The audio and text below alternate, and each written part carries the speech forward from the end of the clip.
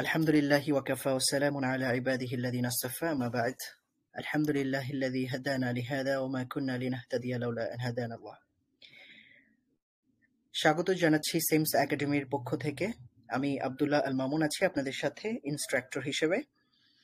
আজকে আমাদের সেমস একাডেমির প্রথম ফ্রি ক্লাস অনুষ্ঠিত হতে যাচ্ছে এবং আজকের ক্লাসের বিষয়বস্তু হচ্ছে আরবি ভাষা এবং সূরা আল ফাতিহা।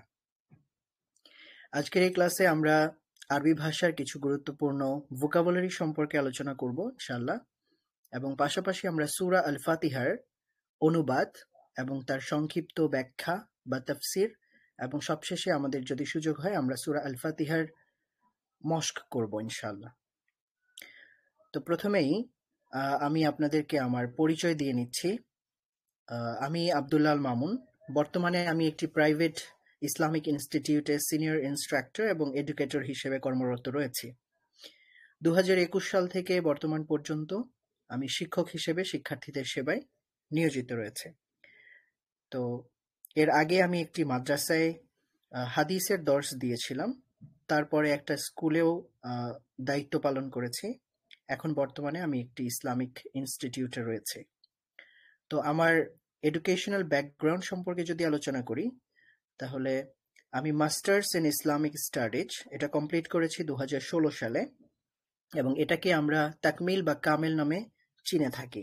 এটা একটি উচ্চতর ইসলামিক স্টাডিজ ডিগ্রি, এবং 2017 সালে diploma in Islamic law and ভার্ডিক্টে আমি ডিপ্লোমা করেছিলাম, আর আমাদের ইনস্টিটিউট ছিল জামিয়া ইসলামিয়া ইসলামাবাদ।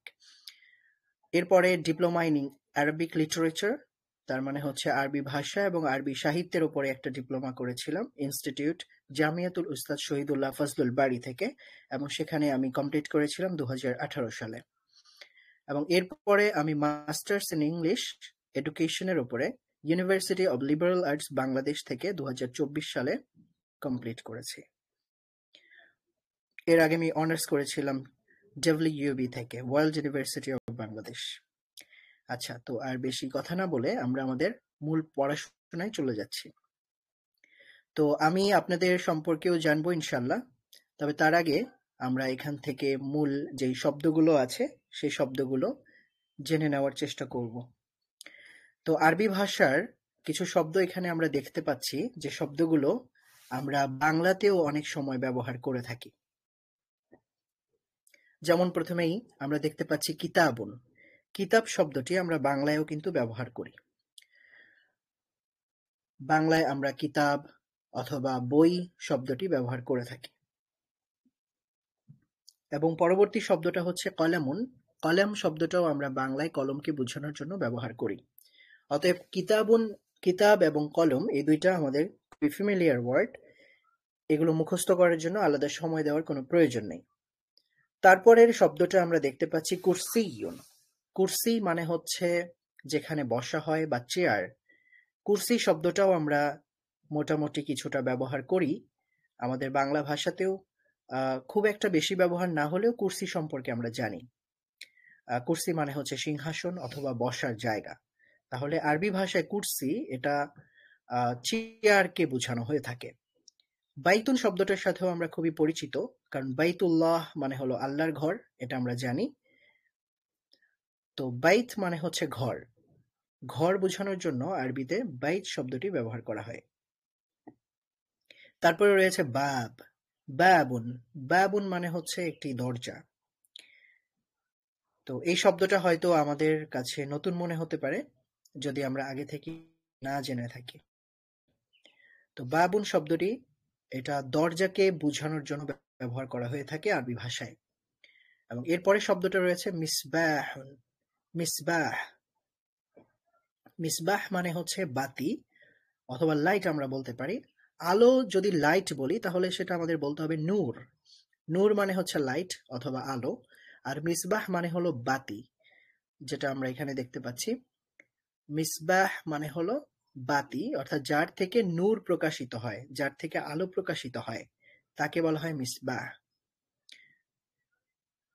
তারপরে শব্দটা হচ্ছে জিদার। জিদারুন। জিদারুন মানে হচ্ছে দেয়াল। দেয়াল বোঝানোর জন্য জিদারুন শব্দটি ব্যবহার করা হয়ে থাকে। এরপরে শব্দটি রয়েছে সারিরুন। সারিরুন মানে খাট। সারিরুন মানে খাট। আচ্ছা, আরো একটা কথা আমরা বলে নেই, সেটা হচ্ছে কিতাবুন, কলামুন, কুরসিয়ুন। এইভাবে যদি কোনো শব্দ ব্যবহৃত হয় আরবি ভাষায়, তাহলে সেটা যেই কোনো ধরনের একটি বস্তুকে নির্দেশ করে। অর্থাৎ আমরা যদি বলি কিতাবুন, তাহলে এটা যে কোনো ধরনের একটা কিতাবকে নির্দেশ করবে, যে কোনো ধরনের একটা কিতাবকে বুঝাবে, বা যে কোনো ধরনের একটা বইকে বুঝাবে। আর যদি আমরা নির্দিষ্ট কোনো বইকে বুঝাতে চাই, তাহলে আমরা কিতাবুন বললে কিন্তু হবে না। নির্দিষ্ট বলতে বুঝাতে আমাদের শুরুতে আলিফ এবং একটা লাম যোগ করতে হবে। আমাদের বলতে হবে আল কিতাবু। যখন আমরা শুরুতে আলিফ এবং লাম যোগ করব, তখন সেই শব্দটি নির্দিষ্ট হয়ে যাবে। তো আরবি ভাষায় এই নির্দিষ্ট হওয়া এবং অনির্দিষ্ট হওয়ার দুইটা ভিন্ন নাম রয়েছে। তো সেই নামগুলো আমরা পর্যায়ক্রমে পরবর্তী ক্লাসগুলোতে ইনশাল্লাহ আলোচনা করব। তো সেই নামগুলো আলোচনা করতে গেলে হয়তো আজকের ক্লাসটি খুবই কমপ্লিকেট, মানে খুবই কঠিন হয়ে যেতে পারে। এই জন্য আমরা সেই নামগুলো পরবর্তী ক্লাসে শিখবো ইনশাল্লাহ। তাহলে কিতাবুন মানে হচ্ছে একটি বই। আপনাদের যদি কারো কোনো প্রশ্ন থাকে, তাহলে আপনারা ইনস্ট্যান্ট আমাকে প্রশ্ন করতে পারেন। আপনাদের কয়েকজনকে আনমিউট করার সুযোগ করে দেওয়া হয়েছে, অ্যালাউ করা হয়েছে, যারা আপনারা কথা বলতে পারবেন, যারা একেবারে শুরুতে জয়েন করেছিলেন, তারা আপনারা চাইলে কথা বলতে পারেন আনমিউট করে। আর যদি আমার কথা বুঝতে সমস্যা হয়, তাহলে আপনারা জানাতে পারেন যে আমার কথা বুঝতে সমস্যা হচ্ছে, অথবা আপনি আমার কথা বুঝতে পারছেন না। তাহলে কিতাবুন মানে হলো একটি বই, কলামুন মানে হলো একটি কলম। মানে এটা নির্দিষ্ট কোনো কলমকে বুঝাবে না, যে কোনো ধরনের একটা কলমকে বুঝাবে। তো যে কোনো ধরনের,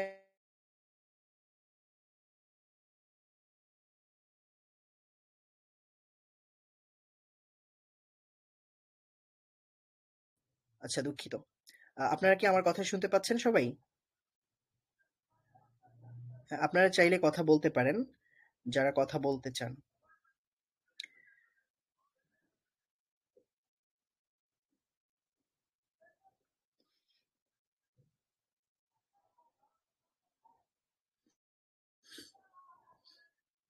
আচ্ছা, তো আমরা যেটা আলোচনা করছিলাম, কিতাবুন, যদি শুধু কিতাবুন শব্দটি ব্যবহার করি আমরা, তাহলে এর দ্বারা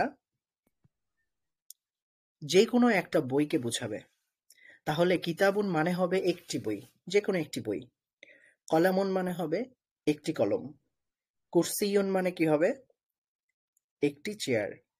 বাইতুন মানে হবে একটি ঘর। বায়াবুন মানে, হ্যাঁ আপনারা একটু বলার চেষ্টা করুন, বায়াবুন মানে একটি দরজা। মিসবাহুন মানে একটি লাইট, বাতি। মিসবাহুন মানে একটি বাতি। জিদারুন মানে একটি দেয়াল। সারিরুন মানে একটি খাট। তো আমাদের এই পৃষ্ঠায় বা এই স্লাইডে আমরা যে শব্দগুলো দেখতে পাচ্ছি, এগুলো আমাদের একটু মনে রাখতে হবে পরবর্তী স্লাইডে যাওয়ার আগ পর্যন্ত। তাহলে কিতাবুন মানে একটি বই।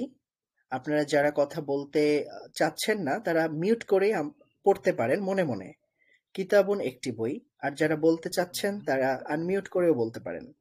কলামুন মানে একটি কলম। কুরসিয়ুন মানে একটি চেয়ার। বাইতুন মানে একটি ঘর। বাবুন মানে একটি দরজা। তাহলে আমরা এখানে শুধু দরজা বলছি না, আমরা বলছি একটি দরজা। একটি দরজা মানে অনির্দিষ্ট কোনো একটা দরজা বোঝাচ্ছে। মিসবাহুন মানে কোনো একটি বাতি। মিসবাহুন একটি বাতি। জিদারুন একটি দেয়াল। জিদারুন একটি দেয়াল। সারিরুন একটি খাট। ঠিক আছে, তো আপনাদেরকে এই পিডিএফটা দিয়ে দেওয়া হবে ইনশাল্লাহ ক্লাস শেষে। আপনারা আমাদের যে চ্যানেল আছে সেখানে পিডিএফ পাবেন ইনশাল্লাহ, সেটা আপনারা পড়তে পারবেন। যাই হোক, এখন যাদের হয়ে গেছে, আমরা পরবর্তী স্লাইডে দেখতে পারি। এখানে একেবারে শুরুতে আমরা যদি দেখি হাদা এবং হাদিহি শব্দ লেখা আছে। হাদা এবং হাদিহি মানে হলো ইহা অথবা এটি। যদি কোনো একটা বস্তু অথবা কোনো একটা অবজেক্ট আমাদের কাছাকাছি থাকে, তাহলে সেই জিনিসটাকে ইঙ্গিত করার জন্য, ইশারা করে বোঝানোর জন্য, বলার জন্য হাদা শব্দটি ব্যবহার করতে হয় অথবা হাদিহি শব্দ ব্যবহার করতে পারি। আর যদি কোনো বস্তু বা কোনো অবজেক্ট আমাদের থেকে একটু দূরে থাকে, তাহলে সেই বস্তুটাকে নির্দেশ করার জন্য বা ইঙ্গিত করার জন্য আমাদের ব্যবহার করতে হবে যালিকা অথবা তিলকা। তাহলে আমরা যালিকা ব্যবহার করতে পারি অথবা তিলকা ব্যবহার করতে পারি। কিন্তু আমরা সব জায়গাতেই, যেমন এখানে প্রথম শব্দটা হাদা কিতাবুন, এখানে আমরা হাদা এবং হাদিহি থেকে শুধুমাত্র হাদা শব্দটাকে ব্যবহার করতে পারবো, হাদিহি শব্দটাকে ব্যবহার করতে পারবো না। এর কারণ কি? এর কারণ হচ্ছে আরবি ভাষায় শব্দগুলোর জেন্ডার থাকে, যেটা আমাদের অন্যান্য ভাষায় থাকে না। বিশেষভাবে বাংলায় এটা নেই। হয়তো ভিন্ন কিছু ভাষার মধ্যে থাকতে পারে শব্দের জেন্ডার থাকে, কিন্তু বাংলা ভাষায় আমরা শব্দের জন্য আলাদা কোনো জেন্ডার নির্ধারণ করি না। আরবি ভাষায় শব্দের জন্য আলাদা জেন্ডার নির্ধারণ করা হয় বা লিঙ্গ নির্ধারণ করা হয়। যেমন কিতাবুন শব্দটি এখানে মুযাক্কার অথবা পুরুষবাচক শব্দ। যদি কোনো শব্দ পুরুষবাচক হয়, তখন সেই পুরুষবাচক শব্দকে নির্দেশ করার জন্য বা ইঙ্গিত করে বোঝানোর জন্য হাদা শব্দ ব্যবহার করতে হয়। আর যদি সেই শব্দটি নারীবাচক হয়, তাহলে হাদিহি শব্দটি আমরা ব্যবহার করতে পারি। তেমনিভাবে দূরবর্তী কোনো জিনিসকে, দূরবর্তী কোনো বস্তুকে নির্দেশ করার জন্য আমরা যালিকা শব্দ ব্যবহার করতে পারি এবং তিলকা শব্দ ব্যবহার করতে পারি। পূর্বের আলোচনার মতো এখানেও একই বিষয়। যালিকা শব্দটি আমরা শুধুমাত্র পুরুষবাচক শব্দের শুরুতেই ব্যবহার করতে পারি, আর তিলকা শব্দটি আমরা নারীবাচক শব্দের শুরুতে ব্যবহার করতে পারি। আজকের ক্লাসে আমরা শুধুমাত্র পুরুষবাচক শব্দের ব্যবহার দেখব। নারীবাচক শব্দ কোনগুলো এবং কিভাবে আমরা বুঝবো যে এই শব্দটা নারীবাচক, সে সম্পর্কে আমরা পরবর্তী কোনো একটা ক্লাসে আলোচনা করব ইনশাআল্লাহ। তো আজকে আমরা এখানে শুধু হাদা শব্দটি ব্যবহার করব এবং যালিকা শব্দটি ব্যবহার করব। হাদা মানে হলো এটা, মানে যদি জিনিসটা নিকটে হয় বা কাছে হয়, তাহলে আমরা ব্যবহার করব হাদা কিতাবুন। আর যদি কিতাবটা দূরে থাকতো, তাহলে আমরা ব্যবহার করতাম যালিকা কিতাবুন, যালিকা কিতাবুন। আচ্ছা, তাহলে হাদা শব্দটি নিকটবর্তী কোনো বস্তু বোঝানোর জন্য ব্যবহার করা হয় এবং যালিকা শব্দটি ব্যবহার করা হয় দূরবর্তী কোনো ব্যক্তি বা বস্তুকে নির্দেশ করার জন্য। তাহলে আমরা এখানে দেখি, আমরা একটু অর্থ করার চেষ্টা করি। যেমন এখানে আছে হাদা কিতাবুন। হাদা কিতাবুন মানে এটা একটি বই। আপনাদের নিশ্চয়ই মনে আছে, পূর্ববর্তী স্লাইডে আমরা বলেছিলাম কিতাবুন মানে একটি বই, মানে নির্দিষ্ট কোনো একটা বই। তাহলে এখানে অনির্দিষ্ট কোনো একটা বই, দুঃখিত। এই জন্য এখানে আমাদের বলতে হবে হাদা কিতাবুন, এটা একটি বই। হাদা কিতাবুন, এটা একটি বই। আর পরবর্তী শব্দটা হচ্ছে যালিকা কলামুন। তো এটা যেহেতু দূরে রয়েছে, দূরের কোনো একটা বস্তু নির্দেশ করার জন্য আমরা জানি যালিকা শব্দ ব্যবহার করতে হয়। এজন্য আমরা বলবো যালিকা কলামুন। আরো একটা বিষয় আমাদের স্পষ্ট হতে হবে, এটা লেখা আছে হাদা, তবে আমাদের উচ্চারণ করতে হবে হাদা। লেখা আছে হাদা, কিন্তু আমাদের উচ্চারণ করতে হবে হাদা, মানে হায়ের মধ্যে এক আলিফ টান দিতে হবে, হাদা বলতে হবে। তেমনি ভাবে এটা লেখা আছে যালিকা, কিন্তু আমাদের বলতে হবে যালিকা, যালিকা। যা এর মধ্যে এক আলিফ টান দিয়ে পড়তে হবে। তো এটা লেখার ফরম্যাট একরকম এবং সেটা রিডিং ফরম্যাট আর আলাদা, অন্যরকম। লিখতে হবে হাদা, কিন্তু বলতে হবে হাদা। আর যালিকা, এটা লিখতে হবে যালিকা, কিন্তু বলতে হবে যালিকা। ذلك তাহলে আমরা কি বললাম? হাদা কিতাবুন। এর মানে হলো هذا كتاب এটা একটি বই। بوي তেমনিভাবে যালিকা কলামুন মানে কি হবে? قلم وهاتي ওইটা قلم একটি কলম, উহা একটি কলম। ذلك قلم মাশাআল্লাহ। وهاتي তারপরে قلم হাদা মসজিদ, হাদা هذا মসজিদুন। তাহলে অর্থ কি হবে?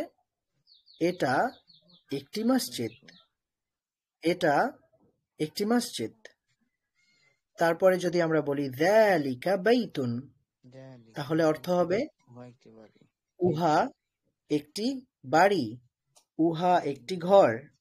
اعتبار তারপরে যদি আমরা বলি হাদা বাবুন, هذا باب তাহলে এর অর্থ হলো ইহা একটি ইহা দরজা একটি দরজা, বাব দরজা ইহা একটি দরজা। তারপরে শব্দটা হলো যালিকা মিসবাহুন, ذلك যালিকা মিসবাহুন।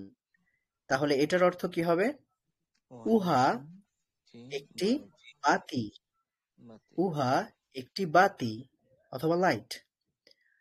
তারপরে শব্দটা হলো হাদা জিদারুন, هذا হাদা জিদারুন।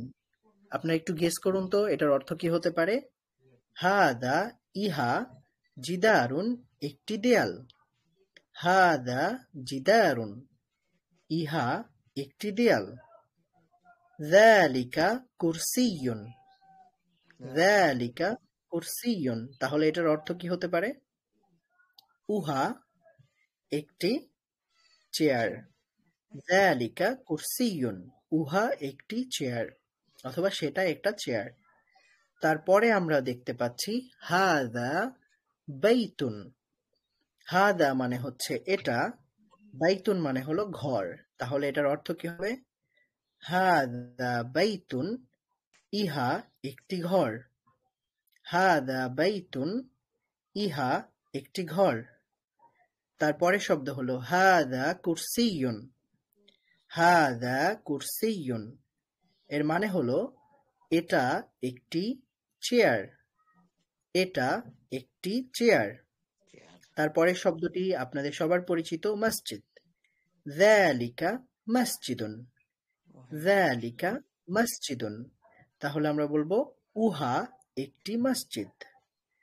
তারপরে শব্দ হলো সারিরুন, সারিরুন মানে হলো বেড বা বেড খাট, খাট খাট হাদা সারিরুন এটা একটি খাট খাট, এটা একটি খাট।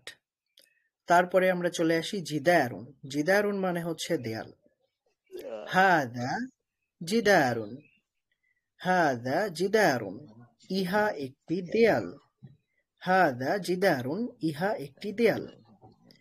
তারপরে শব্দ হলো যালিকা মিসবাহুন, যালিকা মিসবাহুন। এর মানে হলো উহা একটি বাতি, উহা একটি বাতি অথবা সেটা একটা বাতি।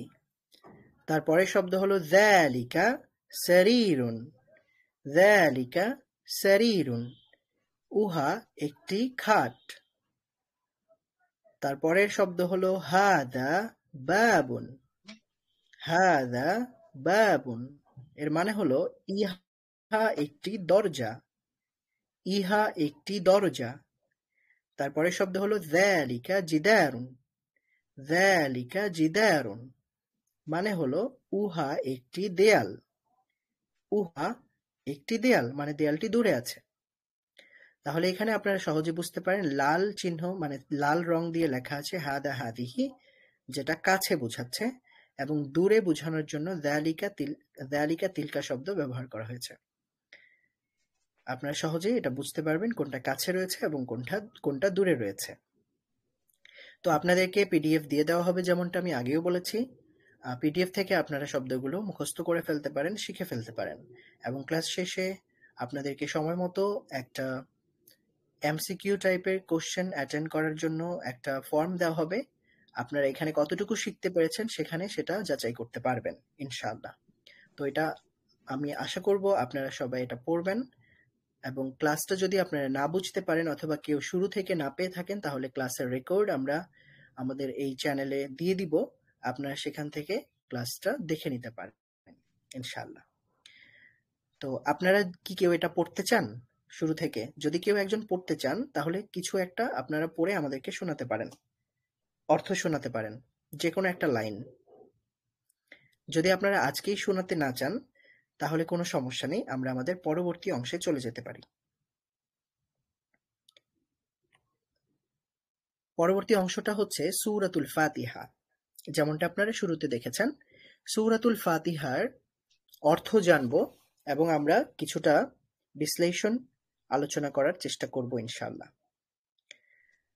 তো প্রথমে আমরা দেখতে পাচ্ছি এই সূরার নাম হচ্ছে সূরাতুল ফাতিহা।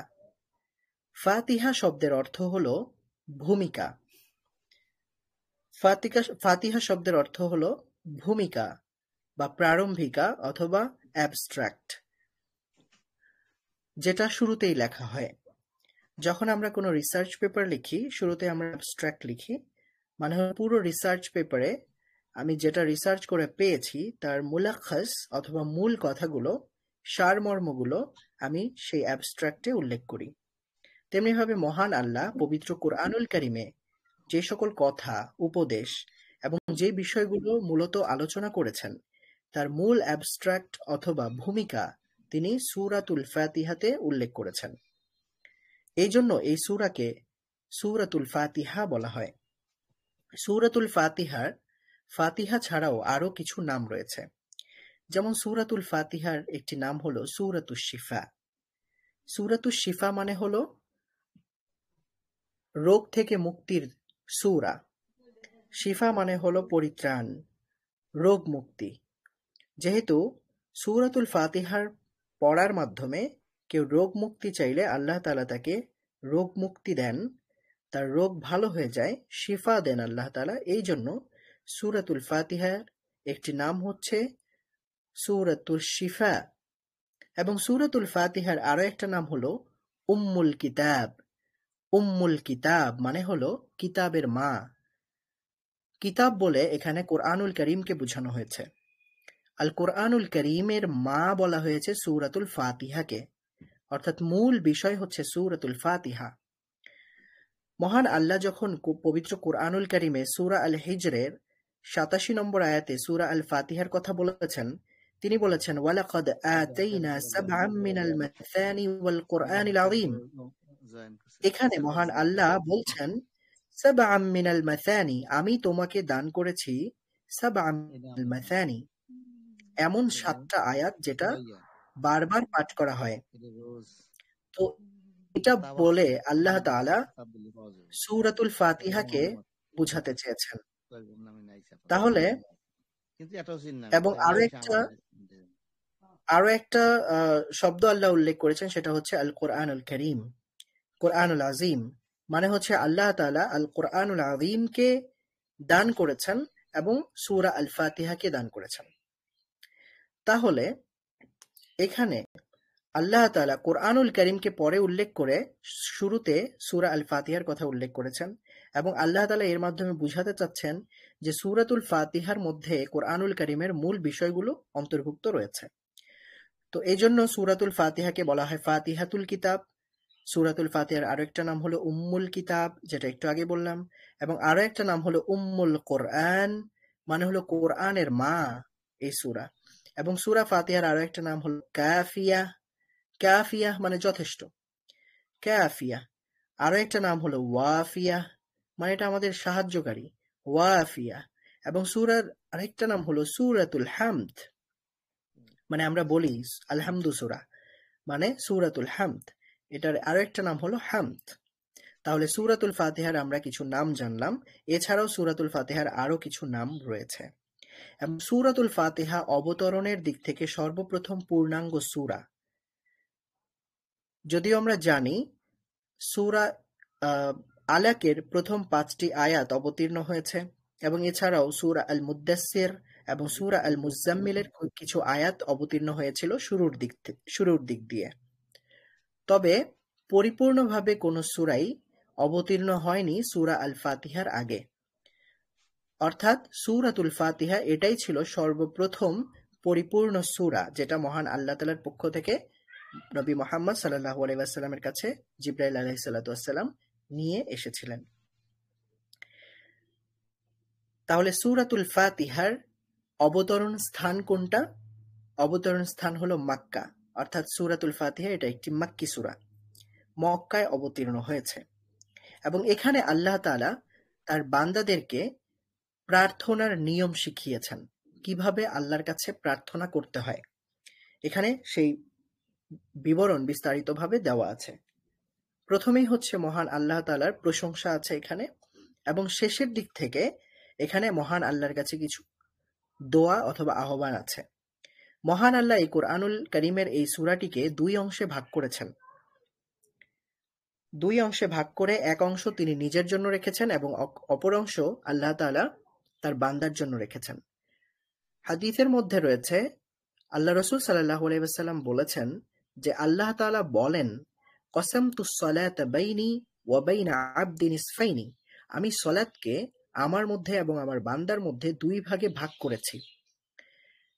একটা হলো এই সূরাতুল ফাতিহার যে প্রথম অংশ, প্রথম ৩টি আয়াত, এটা মহান আল্লাহর জন্য একেবারে পুরোপুরিভাবে মহান আল্লাহ তাআলার প্রশংসাই করা হচ্ছে, আল্লাহ তাআলার বর্ণনা করা হচ্ছে। এবং পরবর্তী ৩টি আয়াত সেখানে বান্দার প্রয়োজনের কথা বলা হচ্ছে। এবং মাঝখানে যে একটা আয়াত রয়েছে, ইয়াকা না'বুদু ওয়া ইয়াকা নাস্তাইন, এই আয়াতটি বান্দা এবং আল্লাহর উভয়ের জন্য বিভক্ত করা হয়েছে। ইয়াকা না'বুদু মানে আমরা তোমারই ইবাদত করি, ওয়া ইয়াকা নাস্তাইন তোমারই কাছে সাহায্য চাই। যেহেতু আমরা ইবাদত আল্লাহর জন্য করি, তাহলে ইয়াকা না'বুদু এই অংশটি আল্লাহর জন্য বলা হলো, ওয়া ইয়াকা নাস্তাইন আমরা তোমারই কাছে সাহায্য প্রার্থনা করি। যেহেতু সাহায্য প্রার্থনা আমরা নিজেদের জন্য করি, এই জন্য এই অংশটা আমাদের জন্য বোঝানো হলো।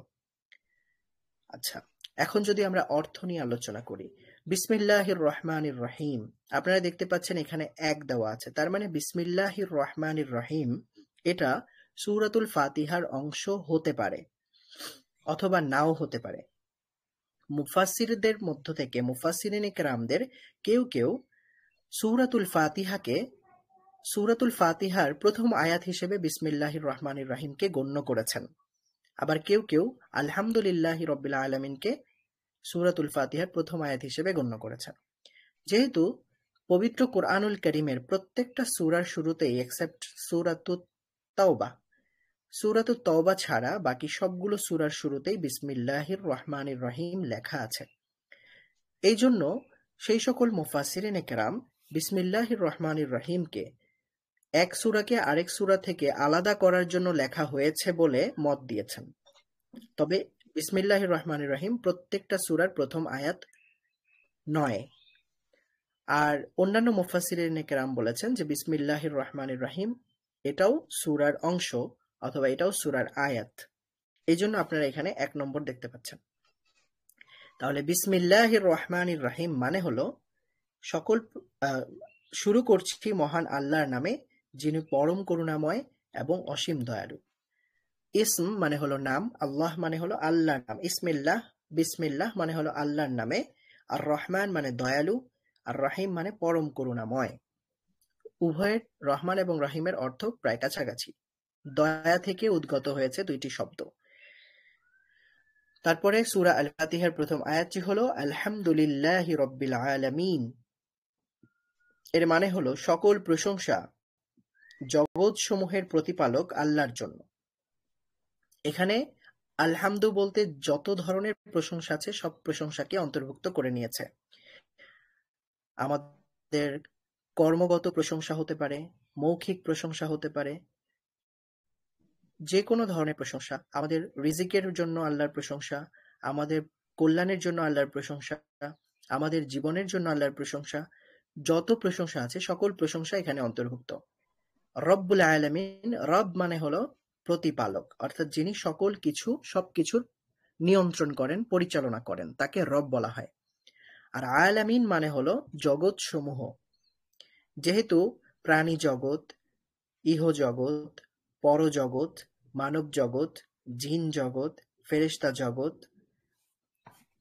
পক্ষী জগৎ, পাখি জগৎ, সকল জগৎকে এখানে অন্তর্ভুক্ত করা হয়েছে। অথবা সৌরজগতের বাহিরে আরো যত জগৎ আছে সকল জগৎ এখানে অন্তর্ভুক্ত। সকল জগতের প্রতিপালক, সকল জগতের নিয়ন্ত্রক মহান আল্লাহর সকল প্রশংসা। তারপরের আয়াতটি হলো আর রহমান আর রহিম, আর রহমান ইর রহিম। রহমান মানে হলো পরম করুণাময়, যিনি এই পৃথিবীতে রহমান এই নামটি আল্লাহ তাআলার এমন একটা নাম যেটা কাফের, মুশরিক, যারা আল্লাহকে বিশ্বাস করে, যারা আল্লাহকে বিশ্বাস করে না, প্রত্যেকের প্রতি দয়া এবং অনুগ্রহকে বুঝিয়ে থাকে রহমান নামটি। এবং রহিম নামটি বুঝায় মুমিনদের প্রতি দয়া, অর্থাৎ আখেরাতে আল্লাহ তাআলা মুমিনদের প্রতি শুধুমাত্র দয়া করবেন, কাফেরদের প্রতি দয়া করবেন না। তো রহমান মানে হচ্ছে সবার প্রতি দয়া করেন, রহিম মানে হলো যিনি শুধুমাত্র মুমিনদের প্রতি দয়া করবেন। মালিক ইয়াউমিদ্দিন মানে হলো কেয়ামত দিবসের মালিক তিনি, কেয়ামত দিবসের অধিকর্তা তিনি। মালিক আমরা বলতে পারি, অথবা আরেকটা কেরাতে মালিক রয়েছে, মালিক ইয়াউমিদ্দিনও পড়তে পারি, অথবা মালিক ইয়াউমিদ্দিনও পড়তে পারি। যদি আমরা এটাকে মালিক বলি তাহলে এর মানে হলো মালিক হওয়া, অধিকর্তা হওয়া, মালিকানায় থাকা। কেয়ামত দিবসের মালিকানা শুধুমাত্র আল্লাহর। আর যদি বলি মালিক ইয়াউমিদ্দিন তাহলে অর্থ হবে মালিক মানে হলো রাজত্বের অধিকারী, রাজাধিরাজ। অর্থাৎ মালিক ইয়াউমিদ্দিন মানে হলো কেয়ামত দিবসের রাজত্বের অধিকারী মহান আল্লাহ। তার পরের লাইনটা হলো ইয়াকা না'বুদু। ইয়াকা মানে হলো অবশ্যই আপনারই, আপনারই, না'বুদু ইবাদত আমরা করি, ইয়াকা না'বুদু আপনারই ইবাদত আমরা করি, ওয়া ইয়াকা নাস্তাইন এবং আপনারই কাছে আমরা সাহায্য চাই।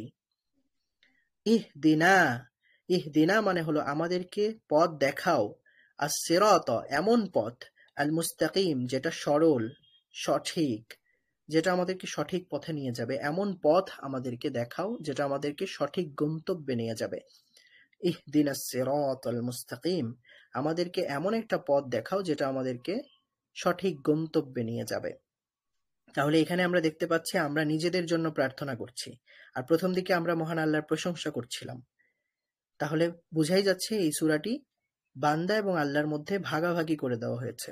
মানে বান্দার জন্য কিছু প্রয়োজনীয় জিনিস চাওয়ার বিষয়ে আল্লাহ তাআলা শিখিয়ে দিয়েছেন, এবং আল্লাহ তাআলার প্রশংসা কিভাবে করতে হবে সেটাও আল্লাহ তাআলা শিখিয়ে দিয়েছেন।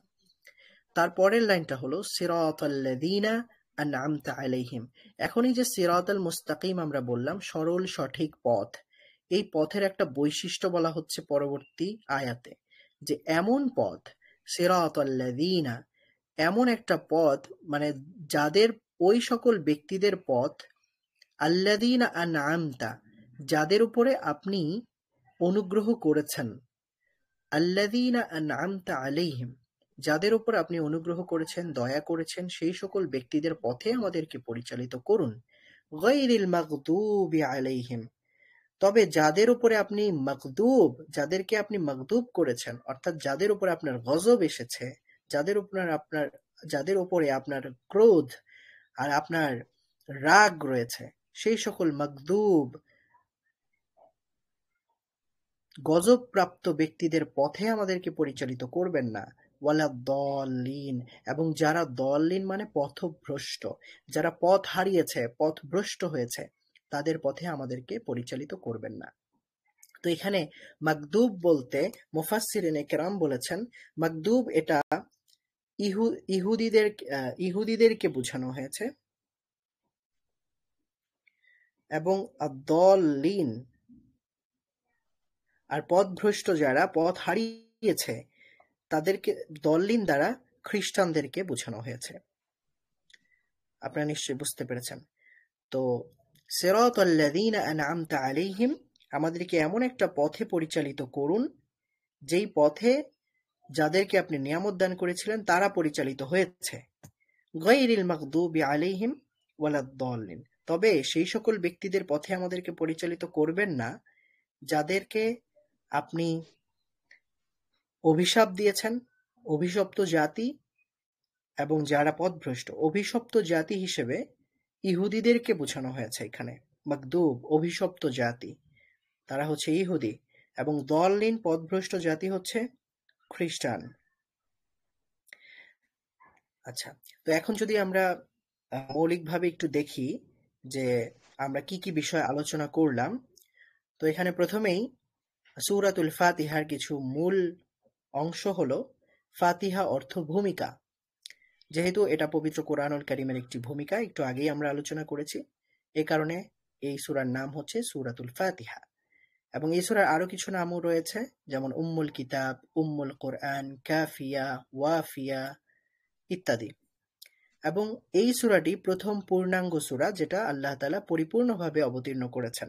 আর অন্যান্য যে সূরাগুলো আগে অবতীর্ণ হয়েছে সেগুলো পরিপূর্ণভাবে আল্লাহ অবতীর্ণ করেননি, ৪ আয়াত, ৫ আয়াত অথবা ৬ আয়াত এরকম অবতীর্ণ করেছেন। কিন্তু এটাই সর্বপ্রথম সূরা যেটা আল্লাহ তাআলা পরিপূর্ণভাবে অবতীর্ণ করেছেন।